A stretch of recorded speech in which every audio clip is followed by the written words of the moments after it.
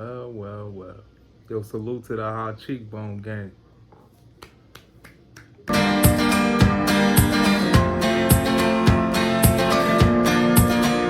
And sometimes I just say stuff, and it might be random. And I'm learning to not do that as much. But I know that sometimes I think that kind of scares certain people off. Cause like I said, there's some crazy people I work with. Like, and I'll be wondering, like, how does dude even get hired? Cause I wouldn't even, he wouldn't even have made it through the interview process. As soon as I seen him, I'd have been like, all right, you're up, we filled the position. I ain't gonna lie to you, cause some people, like you said, you can't judge a book by its cover, but you could judge a book by its cover. Yeah, that is true. But you know, it's funny. They because it's because they judge black people that way. They judge black people on the name and just being black. They judge him by appearance also. Some?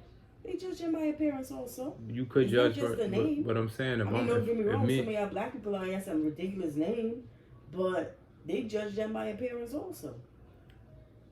They judge them just more or less by physical appearance, not by like that type of appearance. Because you could get a black guy that dresses like a white guy, or that's what I mean, like they physical appearance. Yeah, but if you get a black guy and a white guy and they dress the same, they could judge the black guy. They won't judge the white guy. Exactly, that's what I'm saying. But that's crazy. You know what I'm saying? But where I work at, they don't do stuff like that. That's what I mean. Like, they got a black dude that look crazy, that look like he gonna go postal, and they got a white one too. Okay, so say for example, a black guy goes for an interview and he has like a tattoo or something on his face or whatever it is like that. They don't hire him. More than likely, when a white guy goes say and he have a tattoo, it's like, okay, he's expressing himself. He's going to get quicker hired than the black guy. I mean, but you gotta also think too. Nobody should get a tattoo on their face. Who's doing the hiring? You know what I'm saying? People are more akin to give opportunities to people who they could relate to that look like them. It's human nature. You know what I'm saying? It's just what it is. Is it right? No, multiculturalism is a good idea, but it's not 100% of a thing. The only place in the world that's probably the most multicultural place that I've experienced was where you come from. And I'm not saying that there's no issues, but that's probably the most culturally. New York City too, you know what I'm saying? But even so, New York now has got a lot of people that's not from here. And that's like from middle America and these other little, these little enclaves where it ain't a lot of people of color there. So they got their little funny little things too, and they come here for opportunity and they end up in a position when they get here. But for the most part, New York and like a place like where you from, you know what I'm saying? There's a little more mixed kind of where people could, you know what I mean? Like you could see a family and everybody is something different, you know what I'm saying? And what are you trying to say because I'm mixed with something? No, I'm not. I'm just saying it just in general. Like I've heard people say this and I read that, and then when I seen it when I was there, it's not as, like remember when I was running with your uncle, it was a whole bunch of different people from all over. Like that, all of them wasn't from down there. Yeah. Some of them was from other countries. Yeah. And they was alright, and they was all getting personal. So I look at it like that. Personal. Because you can't take shit personal when I know that I have to come up with a certain amount of money every month. You know what I'm saying? And it's like I got people depending on me to bring home a certain amount of money. You know what I'm saying? And if I don't bring it home, what I'm gonna do? Catch an attitude and stop that from happening? Like sometimes I gotta swallow my pride. You know what I'm saying? Like I hate doing that. Don't get me wrong. In my mind, I'm like, yo, man, I wish it was a different situation, but it is what it is. I gotta swallow my pride sometimes, just to keep the machine going. Well, that's life in general. You gotta do that sometimes in general. Yeah, but it's mainly because it's people depending on me. If it wasn't people depending on me, I could take risks. I can't take no risks. That's true. You know what I'm saying? That's true. That's a sign of... When you're single, you could take risks. When you're married with kids, risks go out the window. Just when you... I mean, well, that too. But when you have responsibility, some people are willing to risk everything when they have no responsibilities. If you had zero Because they got nothing responsibility, to lose. that's what I'm trying to tell you. When you got something to lose, sometimes you gotta be like, you know what, I gotta calculate my moves. I gotta play chess. I can't be playing checkers. Yeah, that's true. It's a difference. And it's like you can't. Sometimes I'll be super tired. I'm like, yo, you know what? Let me just drink coffee. You know what I'm saying? Is it good to drink coffee? Not really, but I don't drink that much coffee. I drink 1 cup, maybe 2 for the day. You know what I'm saying? Tops. But sometimes I need it. I'll be tired. You know what I'm saying?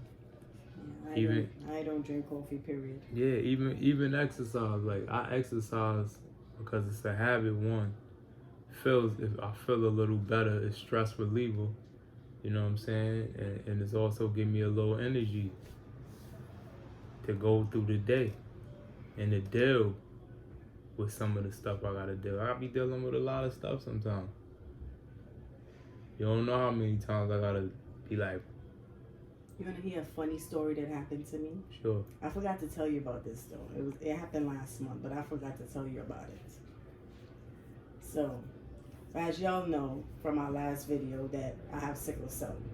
So last month, the month of June, basically the whole month I've been sick. I had crisis back to back. So one of the days I had a really bad crisis, so I went to the hospital, went to the ER. So how long was I there for? A couple hours? Yeah. Like half a day. I think I was in the ER for like half a day. So like when I got out, I was waiting outside for you because it was so hot. I was waiting outside for you. Mind you, I was really drugged up that day. Like I'm not gonna lie. You know that because I started throwing up in the car.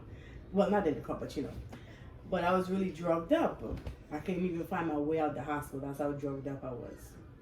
So after I called you and tell you I'm waiting outside for you, this lady, she came up to me and she was asking for money. So you know, I didn't take nothing of it. I gave her money, you know, but I didn't think nothing of it. So, but let me put it out there. She didn't just ask for money and left. She actually stayed there with me. She left like 2 or 3 minutes before you pulled up to pick me up. So, what was it, like a couple of weeks later, whatever it is like that, I was going to the store to pick up somebody's birthday, so I was gonna get like the happy birthday bags. Mm-hmm. So I was like, okay, let me go pick up one of these happy birthday bags and put her gift in.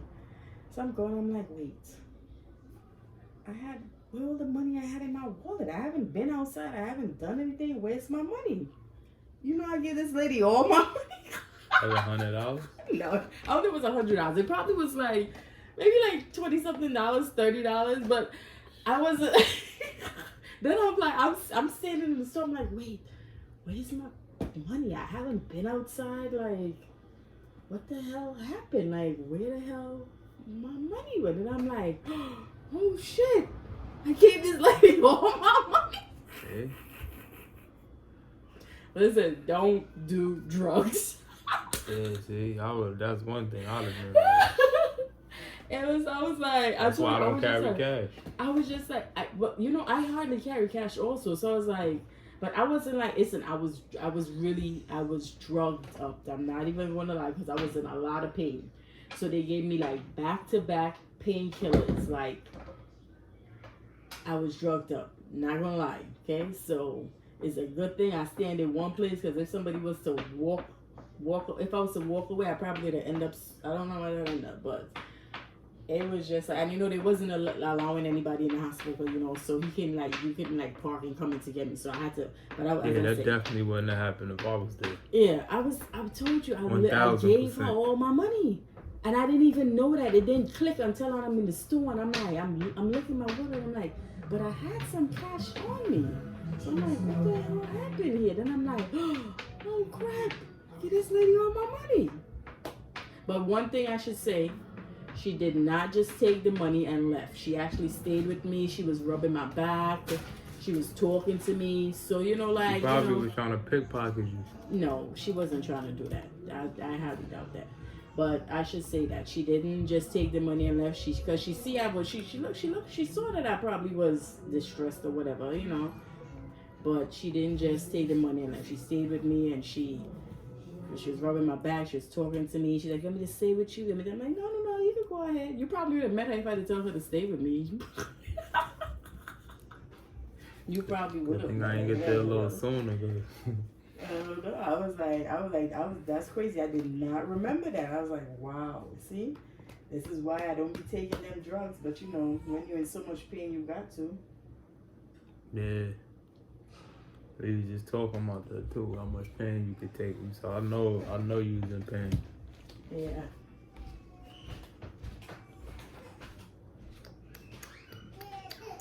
Got the little drummer boy right here, man. Kid is a drummer. Ping, ping, ping. Hey, Nino Bino.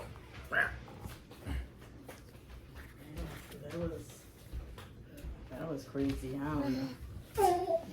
But you know, listen, at the end of the day, I chopped it up and said, you know what? She probably needed it more than me. So that's probably it happens. Yeah. Then something you lose, so. Yeah. Listen, I was like, oh boy. I try not to lose too much money though. Yeah, we know that. Man, because it's smart. I don't be working it, then killing myself to just give away money.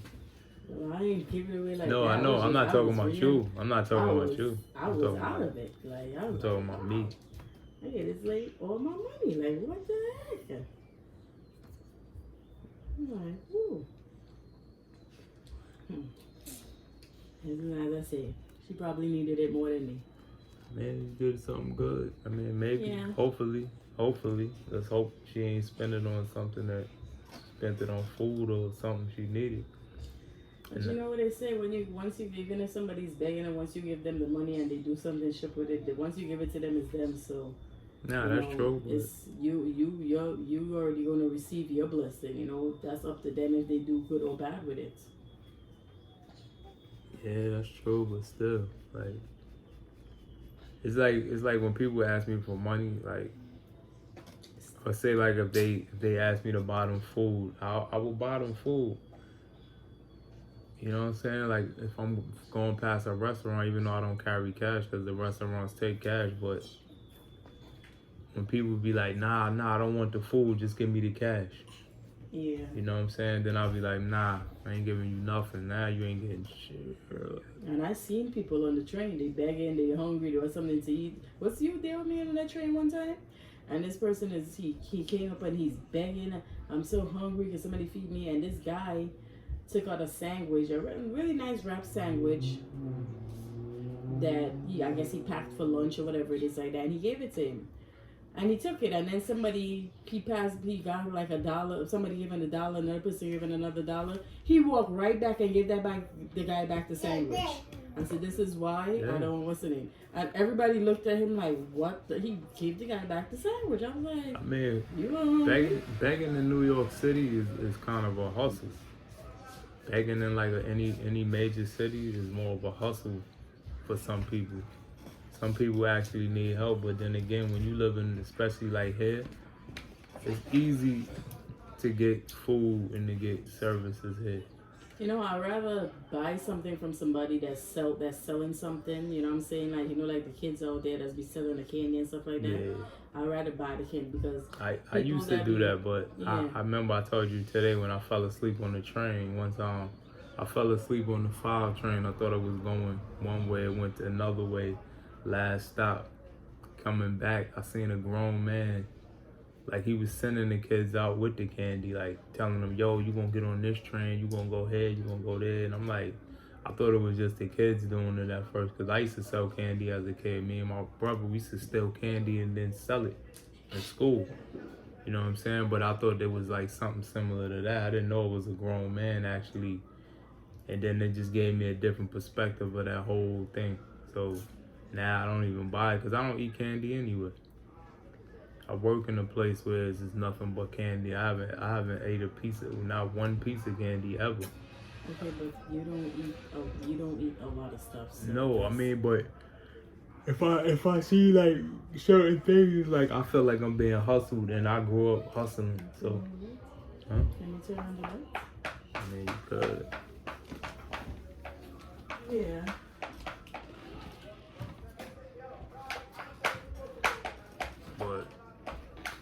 kind of stuff. Yeah, it's just I don't know. Nah, it is, man. It's like if I feel, I just don't like to be beat out of my money, man. That's what it is. So if I feel like I'm getting hustled, then I just try to. I don't know. I just don't let it happen. If I know that, if I feel like that's happening, or it's gonna happen, or if I feel like somebody is not genuine what I'm giving money to. Don't get me wrong, you could beat me out of money one time, but that's about it. You ain't gonna get the second chance. Mm. Yeah. That's true. And I try to be as nice as I could, man, because I did a lot of damage. So in order to repair it sometimes, as you mature, you know what I'm saying? You try to do good things for people, but it's still a part of me that, you know. Yeah, we got a boring topic today, huh? What boring topic? I don't know.